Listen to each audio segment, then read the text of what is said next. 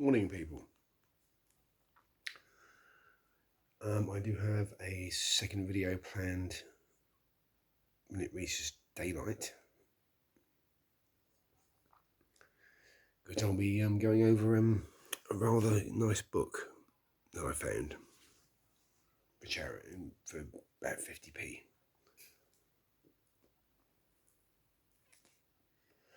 But now I want to talk about the state of health services in the UK. For those of you who don't know how it works, because you're from Norway, New York, Japan, and various other places. After World War II, a Labour socialist government took power in this country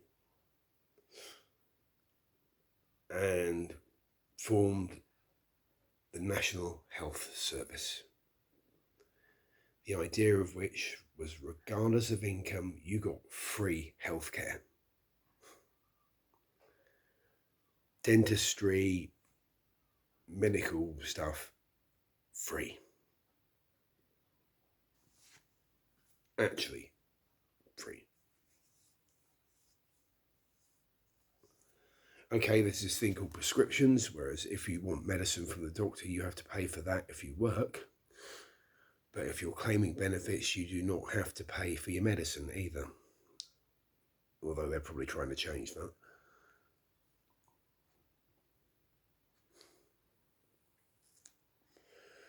The idea was, if you had a life-threatening condition, you got free surgery.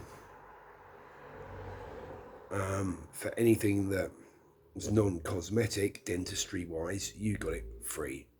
Free dental checkup, that kind of thing. Now, small-minded rich people have inevitably grumbled about this.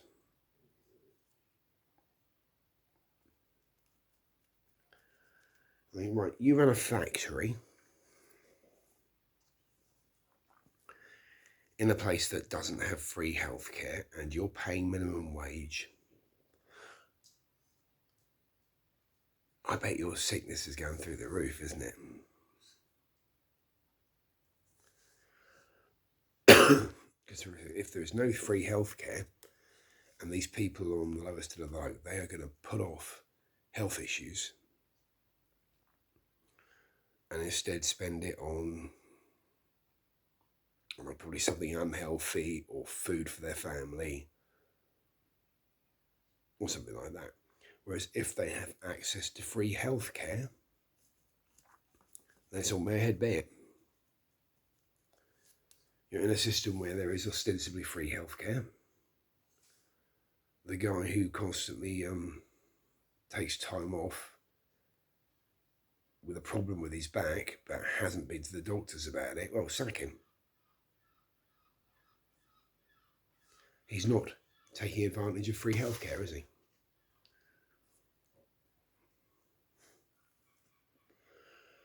Whereas ostensibly, if they're in a place where there is free healthcare,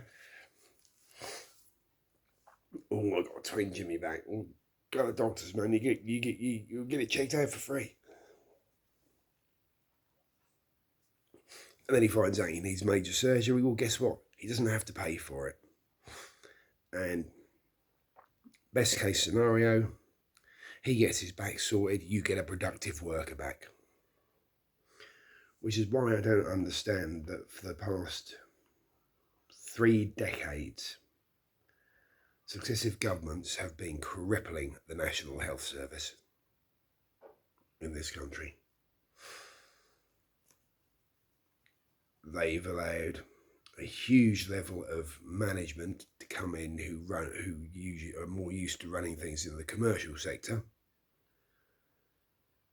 So they've been running it on a healthcare for profit model, which just doesn't, as far as I'm concerned, shouldn't be a thing. I know this is how it runs in America, where, you know, if you have to call out an ambulance, you get charged something like 10 or 15 grand in dollars, I believe. We call out an ambulance, we get it for free.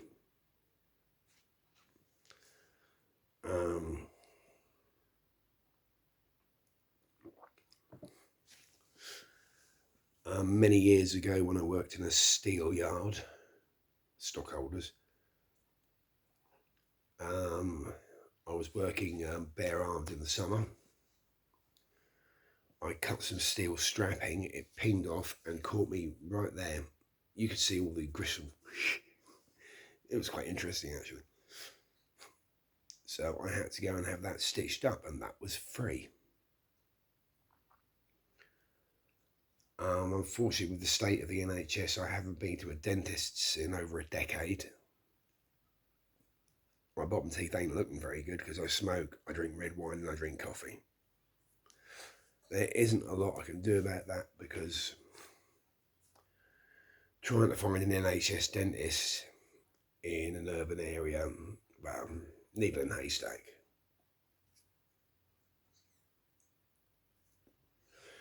Literally, it becomes a major announcement on community groups in Ipswich if someone finds there's a dentist that is taking NHS patients, and that's not right.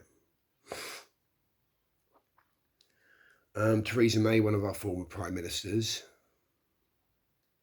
I think she was before Boris Johnson, used a very telling phrase which tells you where the Tories, the Conservatives, I would equate them to the Republicans, tells you where they want to take the NHS, which is she was committed to having it free at the point of service.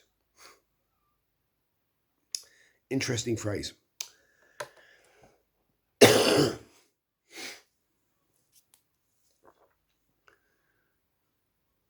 So the NHS had been deliberately underfunded for years.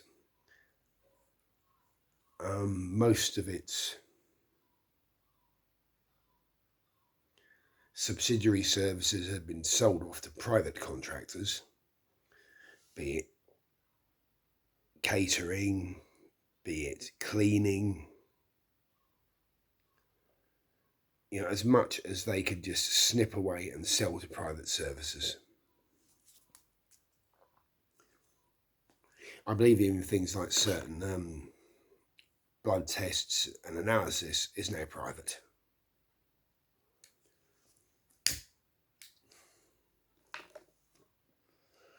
And of course, these firms charge what the hell they want. They're very eager to get their snout in the government trough. And the sector I think that has suffered the most is mental health services.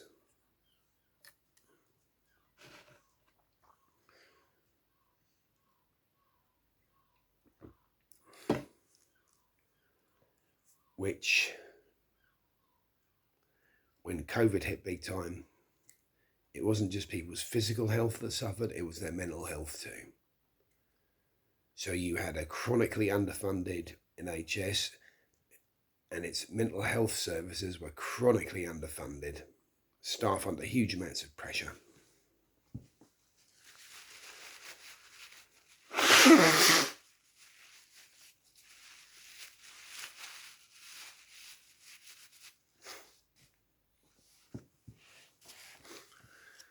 And I myself ended up witnessing some of the things that were going on, because I had, not long after the lockdowns lifted, which I positively enjoyed, by the way, I had just lost a friend just before COVID, who was killed outside a kebab shop 10 minutes from where I live by a gang of thieves who wanted to mug him. Over half of them were under the age of legal responsibility. They were kids. Lucky punch there severed my good friend's artery, and he bled out in minutes. He hung on in hospital apparently, but there was no saving him. And then COVID hit. And long after lockdown, I had a bit of a mental break and had to spend a couple of weeks, 3 weeks, I think it was, in a mental health ward, psychiatric ward, whatever you want to call it. I had to go to the next town over because at the time my partner was actually working at the one in Ipswich, the Woodlands, and there's a kind of conflict of interest. Did it help?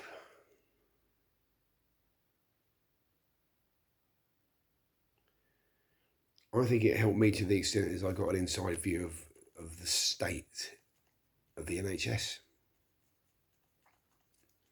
The staff were good, but you could tell they were struggling for facilities.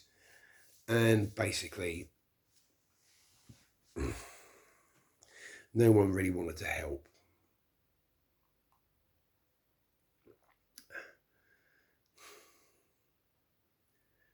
They seemed to view me there as to recover from this break I'd had, and that was it.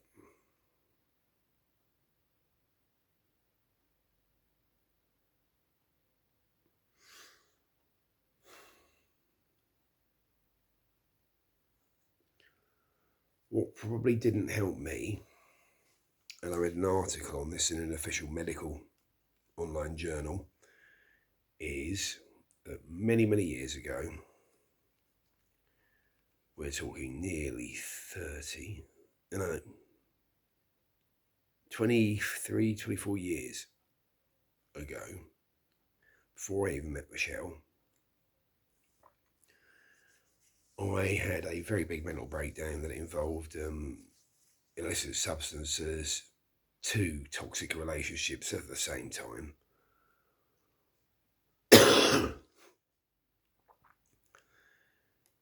And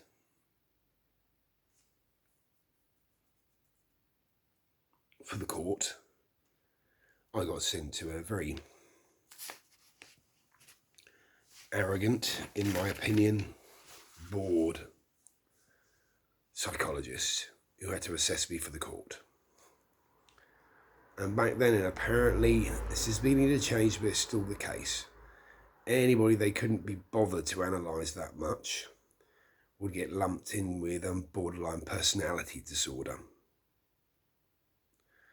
And this is a diagnosis that is hotly debated in mental health circles these days, because it is used as a catch-all for we're not quite sure what's wrong with them, but also people with borderline personality disorder are well known to be difficult, unstable, and hard to treat. So automatically you get that label. It suddenly makes you someone who they don't want to know, because it's all being run on a profit level basis. People with borderline are notoriously difficult to treat, so they see you as a waste of resources. This has apparently happened time and time again. Apparently it's more common for women to be diagnosed with this, especially teenage girls.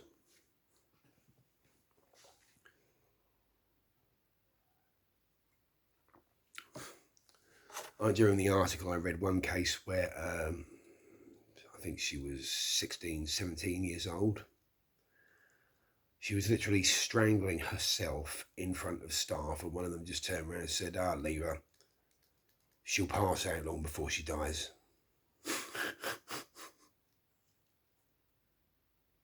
Okay. So the fact that she could be doing irreparable harm to her throat and windpipe isn't an issue then.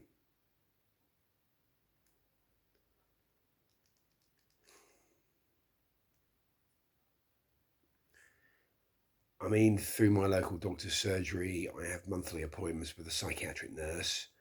We are sorting through diagnosis and for me to get funding again from disability benefit, because my mental health conditions do affect my functioning in the real world. I haven't worked full time in 7 years. I have no guaranteed monthly income at the moment.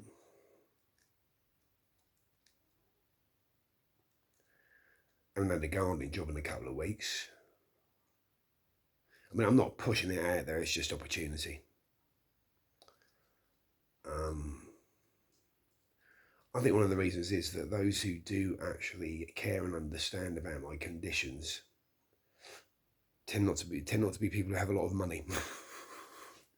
Funny that, isn't it?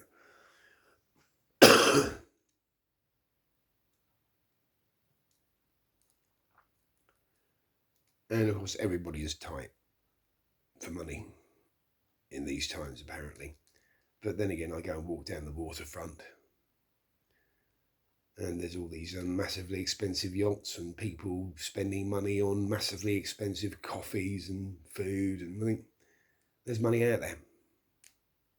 There's money out there to fund the NHS. There's money out there to help people. There's money out there for people like myself to do a bit of hard, honest work. Because I actually find heavy garden work therapeutic. So not only does it earn me a bit of money, it helps my mental and physical health as well.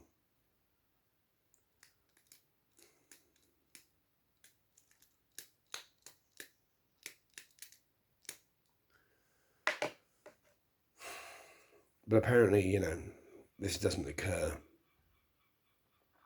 to certain people. And the problem is these days, I am lucky and eternally grateful to my partner, because without her, I would not have a roof over my head. I would be one of the people I see every day in the town centre, begging for money, asleep in shop doorways.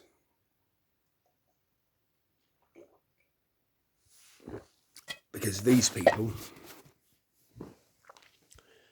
have fallen through the cracks of the local mental health services. There are exceptions though. For years now around here, there's been a young woman, I wouldn't call her a lady,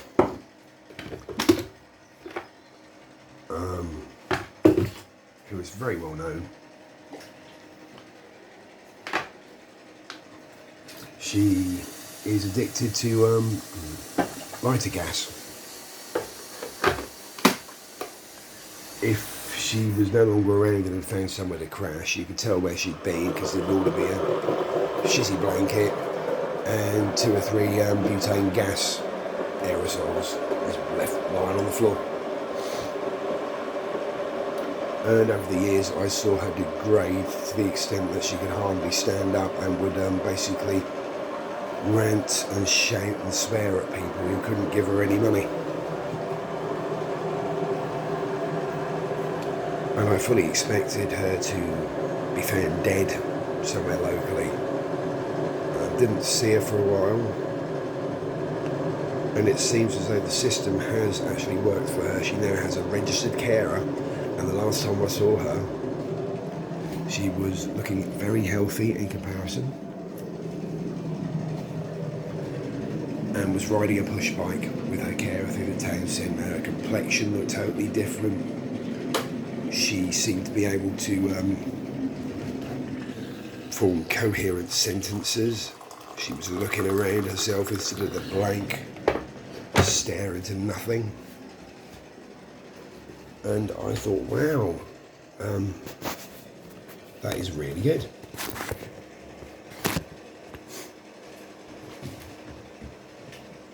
So yeah, there are cases when it works. But also there are so many in the town centre who you just know have mental health troubles. We have a few of them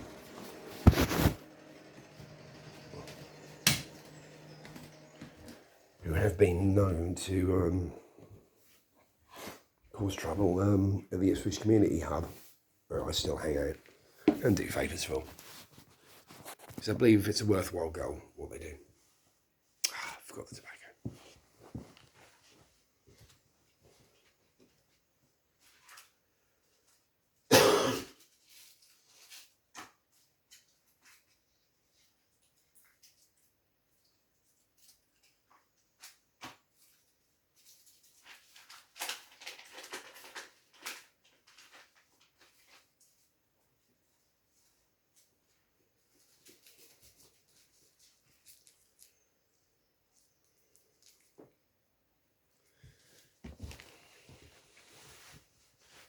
So yeah, I've given you an example of when the system does work.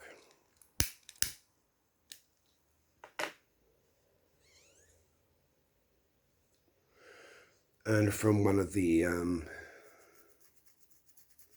park rangers, I suppose you'd call them, in my local park.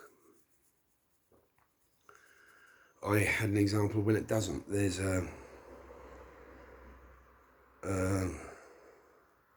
a man who is often found there in the morning who, because this park ranger used to work for, I think, IHAG. It's a Ipswich Housing Action Group. And they found this home, that they'd constantly find this homeless gentleman somewhere,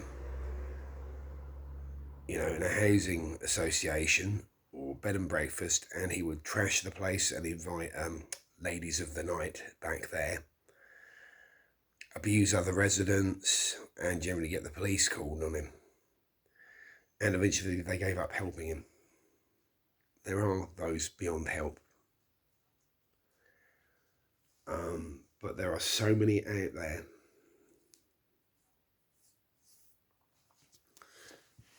Like the large, imposing African gentleman who constantly sleeps in shop doorways. If I have enough bits and pieces of spare change, I'll give it to him. He always acknowledges me because he understands that I'm one of the few who does care.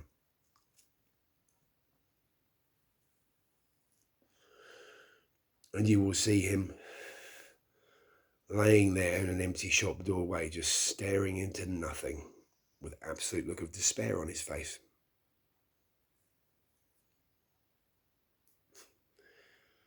You will also see him having a coffee or eating, you know, a takeaway burger or something occasionally because some generous soul has actually understood that he needs help. He speaks reasonable English, actually. And there's the old boy who lives under Stoke Bridge, who comes into Chip near enough every day, Ipswich Community Hub. And we make him a cup of tea. He takes the mug away. And 99.9% of the time, half an hour after he's finished his cup of tea, he'll bring it back. The mug, that is. Good old boy.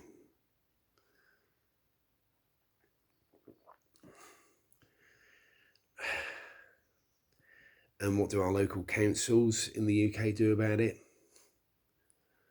They fit anti-homelessness benches so they can't sleep anywhere at night. They confiscate and destroy their tents.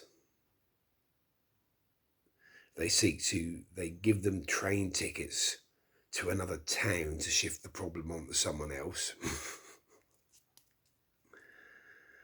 Allegedly. I've got to use the word allegedly here, haven't I?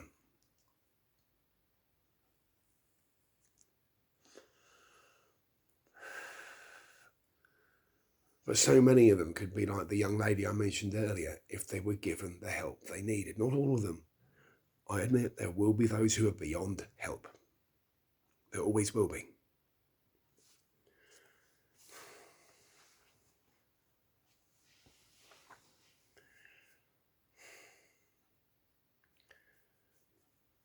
And how we treat the lowest of our low tells you a lot about our society.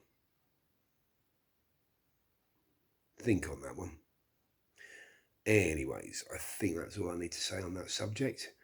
When I get daylight, I have another video planned. It's a charity shop find number 2. And it's not shit. Peace.